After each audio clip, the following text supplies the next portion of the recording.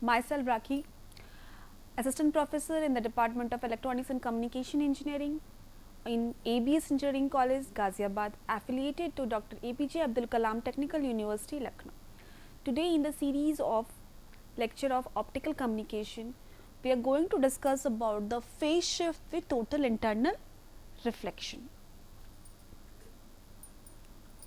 The topic which I am going to cover in this particular session is the phase shift with total internal reflection, then evanescent field, then Gush-Hanschen shift.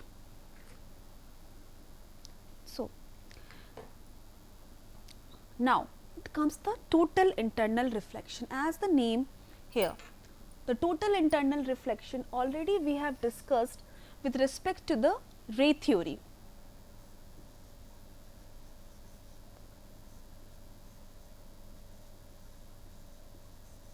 We have already gone through the total internal reflection with the ray theory. As per that, if our incident angle exceeds incident angle at the core cladding interface exceed one particular value, that is our critical angle, उससे अगर ज़्यादा वो exceed करती है, then only we experience the total internal reflection inside a optical fiber. अब total internal reflection होने से advantage क्या होता है कि our rays, our optical signals get confined within the core, it will not move outside the core in the cladding. So, this is the basic things about the total internal reflection which we have to know, and we have analyzed it with the help of ray theory in the previous lecture.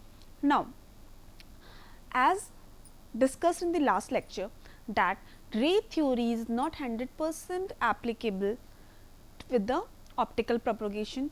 We have to go through the wave theory also. That is why we have gone through the electromagnetic wave equations, wave theory, mode theory, etc. So, now in this particular section, we are going to have a wave theory interpretation of the total internal reflection. So, what is going to be happen? It is written here that a certain phenomenon that occur in the core cladding interface, where it is represented as the guided core of the guide, does not apparent from the ray theory consideration, of course already told to you. In order to understand this phenomenon, it is necessary to have a wave theory. That is why we are going to have a wave theory. When we have gone through the wave theory, what is going to be happen?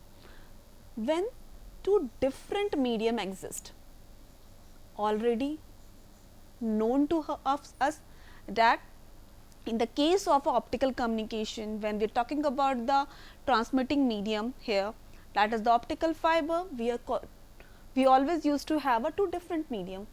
First N1 which represent our core, and second one N2 which represent our cladding, and both this have a different refractive index. That means both of them are made up of different material, then only they have a different refractive index. So, this is the interface which is differentiating between these two different medium. So, as per ray theory, there exist boundary condition.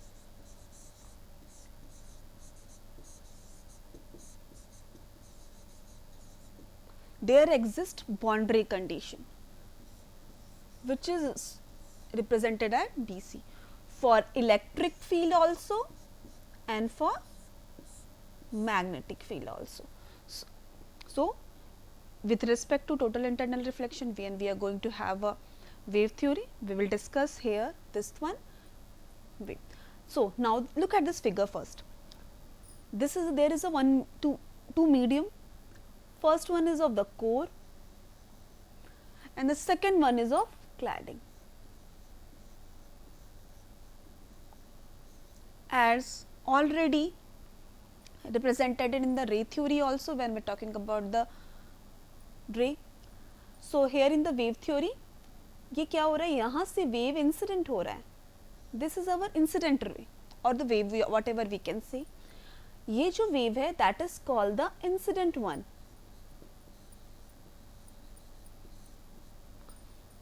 and this one is known as the transmitted one because it is transmitted to the different medium. This is the transmitted wave because it is transmitted to the different medium, but this is one is known as the reflected one.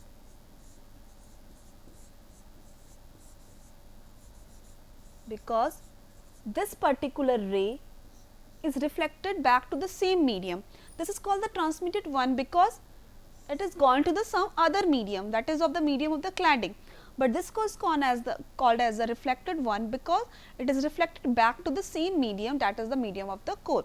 So, it is an incident wave, this is a transmitted one, and it is a reflected wave. So, when we talk about the boundary condition, we will get some relations between this three type of wave which is represented in this figure, having some notations in the form of this expressions just to represent the signal or the wave. In the form, it is written in the form of a wave equation only. Now, wave propagating, already in all our analysis already told in the previous lectures also that our wave is propagating in the z direction. So, propagation is represented as this one. Of course, we can add some constant or something else just to represent that, exponential e j omega t minus beta j, where omega is our angular frequency and all our signal are time and space dependency, that is why t here. Beta is our propagation constant. Again I am writing that is beta can be written as 2 pi by lambda, because we are talking about the lossless medium. If we are talking about the lossy medium, then it can be represented as gamma, where gamma is equal to j beta, where alpha is our attenuation constant and beta is our phase shift. But here we are considering only the lossless medium, that is why only beta is represented here in the wave equation. Now, propagation constant in the x direction of the guide or core, it is represented at this one, already discussed in the previous lecture, that when ray is incident at some particular angle theta, or here it is represented as phi, and this is the z direction and this is the y x1 in the planar mode of a waveguide, then beta z is represented as k cos phi. But if this is the case for a free space only, just have a one more कि beta को जब हम लिख रहे हैं,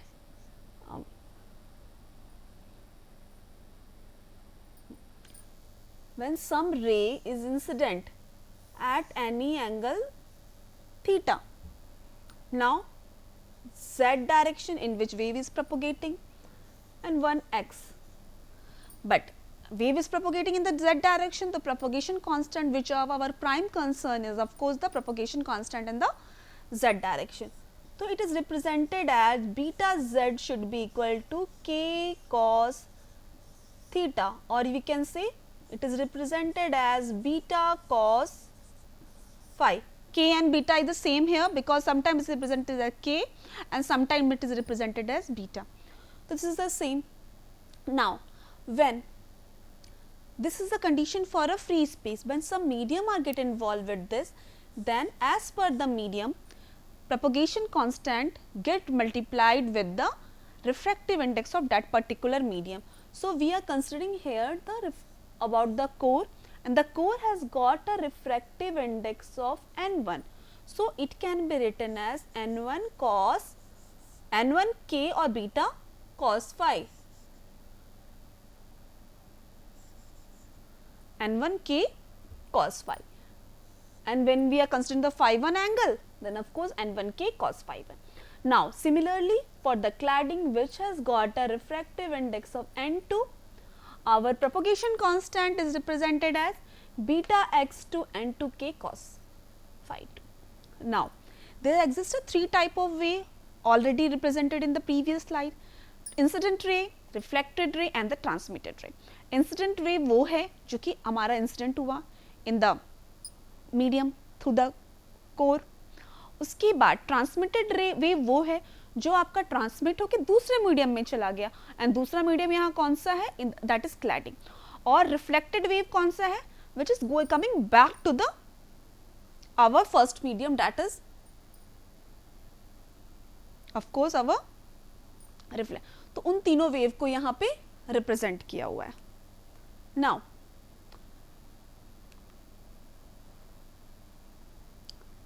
अब है हमें बीटा x1 कैलकुलेट करना है फॉर आवर एनालिसिस.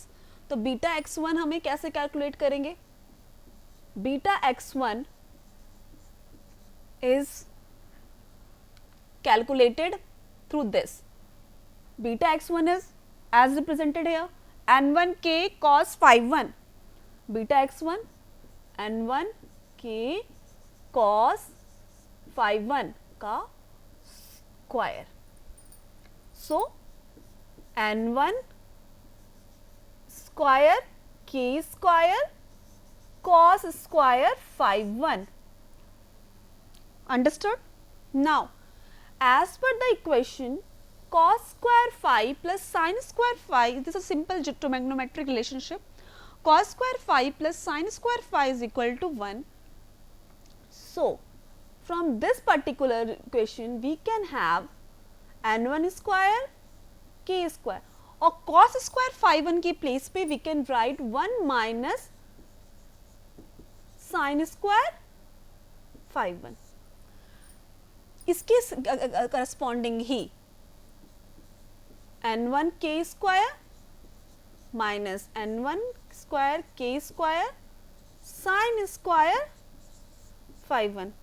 तो as per this n1 k square, n1 square k square, and as per this is represented as beta है.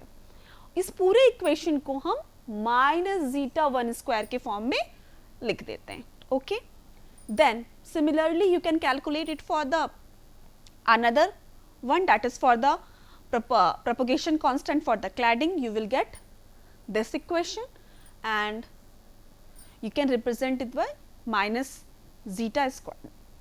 यहाँ 1 है, यहाँ 2 है, बस 1 indicates for the core and the 2 for the cladding. Now ये हमारा portion हो गया. Then electric magnetic incident upon interface between two dielectric medium, of course. तो मैक्सवेल इक्वेशन के अकॉर्डिंग बाउंड्री कंडीशन होता है. बाउंड्री कंडीशन इलेक्ट्रिक फील्ड के different होती है. दो बाउंड्री कंडीशन होती है आपकी इलेक्ट्रिक फील्ड की, दो बाउंड्री कंडीशन होती है आपकी मैग्नेटिक फील्ड की. यहाँ पे जो हम बाउंड्री कंडीशन कंसिडर कर रहे हैं दैट इज कंटिन्यूटी की, जहाँ पे इक्वालिटी, कोई डिसकंटिन्यूटी की इक्वेशन नहीं. इलेक्ट्रिक फील्ड में भी दो जो बाउंड्री कंडीशन होती है, एक आपके कंटिन्यूटी के बेस पे होती है, एक डिसकंटिन्यूटी होती है के बेस पे होती है. मैग्नेटिक फील्ड में भी एक कंटिन्यूटी इक्वेशन होता है और एक discontinuity, but here I am considering only the continuity equation, जहाँ पे कंटिन्यूटी आए, इक्वालिटी की साइन आए.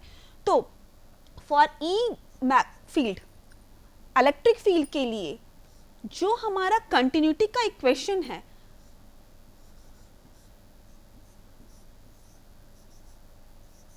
That is D. Of course, we know D is equal to epsilon E. So D is directly related to the E. So we can easily write here E n1 also is equal to E n2. तो ये दोनों equations हैं, that is our. तो इस equation के base पे अगर when we apply this on this, तो normal component D and E1 stand for normal component of electric field should be equal to the normal component of magnetic field in the another medium, first medium and the second medium. तो first medium में कौन कौन से wave हैं? First medium में incident और reflected wave हैं, that's why incident and reflected wave. Second medium में हमारा ट्रांसमिटेड वेव है, सो दिस वन. तो इसके अकॉर्डिंग आपका इस इक्वेशन के according we are getting this one. This incident और रिफ्लेक्टेड में मोड सेम मीडियम में है n1, सेम मीडियम के यहाँ पे one denotes the same medium and n denotes the normal component. So 2 denotes the second medium and n denotes again the normal component. Always electric field has got a 2 component, normal and tangential component, but this is for the normal one. तो first medium में ही आपका incident और reflected है और second medium में आपका transmitted है, that's why ये. और B not denotes the amplitude of the transmitted, C not for reflected and A not for incident. Similarly हम जब कंटिन्यूटी का इक्वेशन मैग्नेटिक फील्ड के केस में टेंजेंशियल कंपोनेंट के साथ है, that is H T1 should be equal to HT2. This is again one of the boundary condition. So 1 denotes first medium, 2 denotes second medium, T denotes tangential component. So when we are going to consider the tangential component and applying it on this figure, again I am saying the same thing, incident and reflected wave are on the same medium, A1 and A0 and C0. We are here beta x1 is just to denote tangential component. Tangential component की values यहाँ लिखी हुई है of the magnetic field, and reflected wave is on the second medium. That's why it is on the other side of the equality sign. So यहाँ पे आप कह सकते हो कि आप transmitted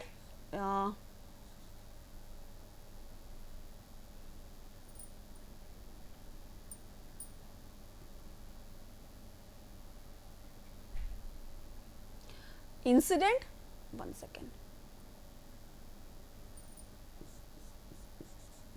incident plus reflected is equal to transmitted का equation बन रहा है, क्योंकि आपका मीडियम पे बेस्ड है ये boundary condition, and incident and reflected wave are the same medium, transmitted wave अलग मीडियम में. तो ये दोनों हमारे पास इक्वेशन आई. अब जब हम इस दोनों इक्वेशन को सॉल्व करेंगे, the equation what we are getting, A not plus C not, अगर मान लो इक्वेशन 1 है और दूसरा इक्वेशन 2 है, if we are solving this equation we are getting the value of, क्योंकि हमारे पास एक नोन वैल्यू है दैट इज ए नॉट, हमारा इंसिडेंट वेव हम क्या दे रहे हैं, we can have this that value, but transmitted और reflected wave हमारे पास क्या आ रहा है, we can't able to know, उससे हमें anyhow calculate करना पड़ेगा. तो उसको जो calculate, तो हमारे पास दो unknown है of course C naught and beta naught, and we have one known value that is A naught. तो हमें first unknown हमने calculate किया C naught which is given by this equation. ये आपका लीनियर इक्वेशन है, तो of course अगर दो अननोन है और आपके पास दो इक्वेशन है तो of course easily you can calculate this one. जितने अननोन उतने इक्वेशंस होने चाहिए ताकि आप कैलकुलेट कर सको वैल्यू. तो आप जब आपने कैलकुलेट किया, you are getting the C not as this one and B not as this one. अब आपके पास इसमें क्या है, ए नॉट के टर्म्स में, बिकॉज ए नॉट ही आपका नोन वैल्यू है that is related to the incident wave. अब जो ये वैल्यू है tau E R is equal to what we are getting, beta x1 minus beta x2 upon beta x1 plus beta x2. This is our transmission coefficient.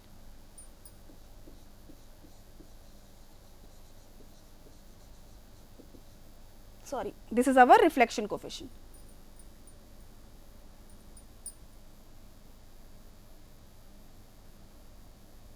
This is our reflection coefficient.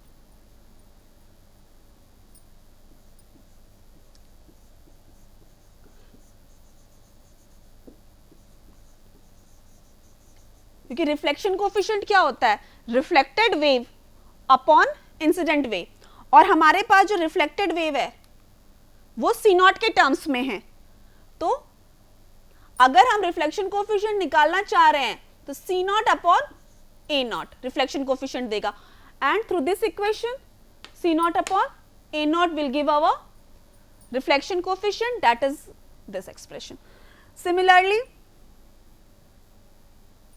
when we are about to calculate the transmission coefficient, that is tau et, this is our transmission coefficient.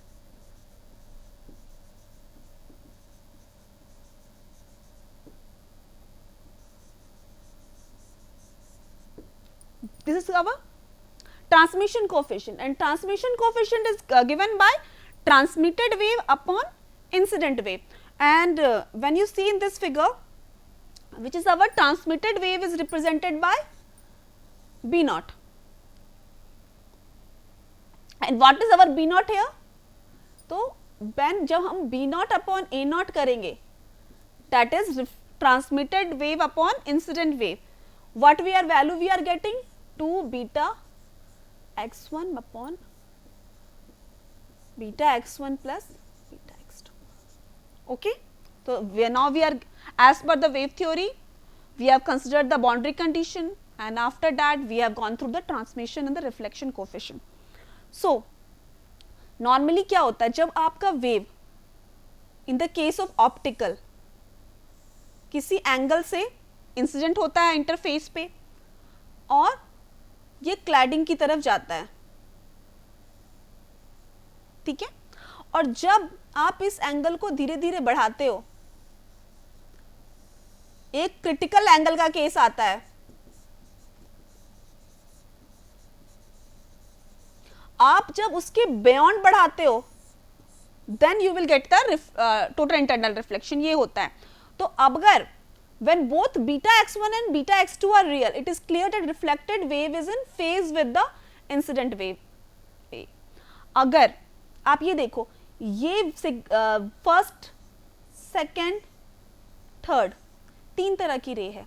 अब इसमें से face को में कौन सा है, और ये 1 डैश, ये जो रेज है इसको हम 1 डबल डैश से नोट करते हैं, तो ये rays of course out of phase हो जाती है, अपोजिट फेज में है, बट ये फेज में है.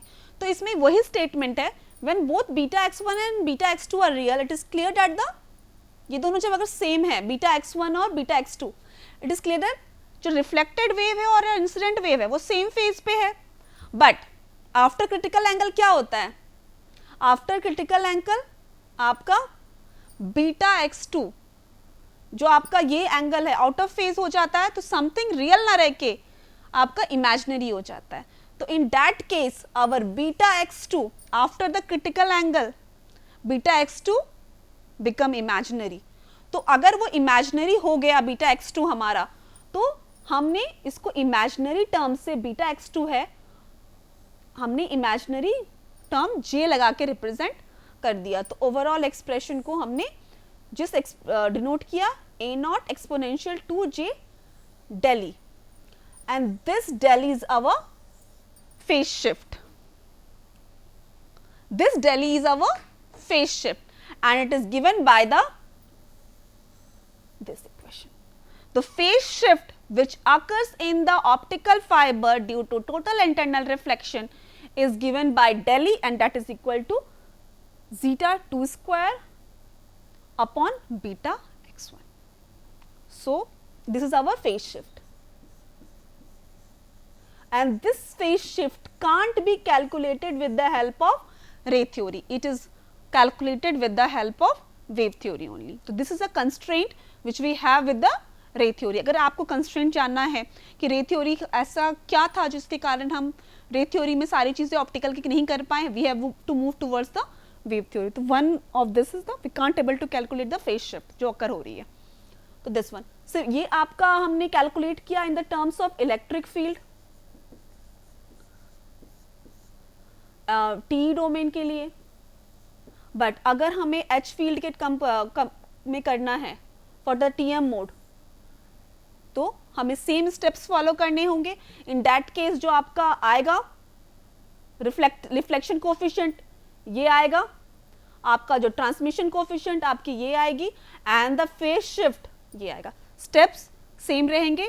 तो आप ये चीज कैलकुलेट करके देखिए कि we are getting this value or not. Step same रहेंगे as we have discuss for the T mode के लिए जो हमने डिस्कस किया सेम टीएम के लिए होंगे, सिर्फ एक्सप्रेशंस आपके डिफरेंट हो जाएंगे. Now when we are discussing about the shift, again the term come evanescent mode. तो इवैनेसेंट मोड का सिग्निफिकेंस क्या है कि देखो अब हमारा जो सिग्नल वेव है यहां से from the core having the refractive index n1 move करता है क्लैडिंग में having the refractive index n2 और after some particular critical angle, for example this one is the angle having the critical case, it comes backs to the our core.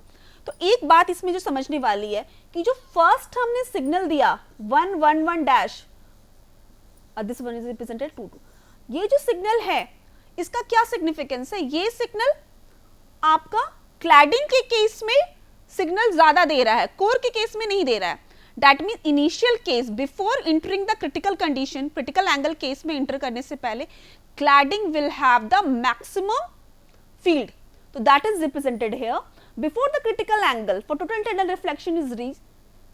Hence when there is only a partial reflection, of course there is a partial reflection because wave is entering the cladding, not the core completely.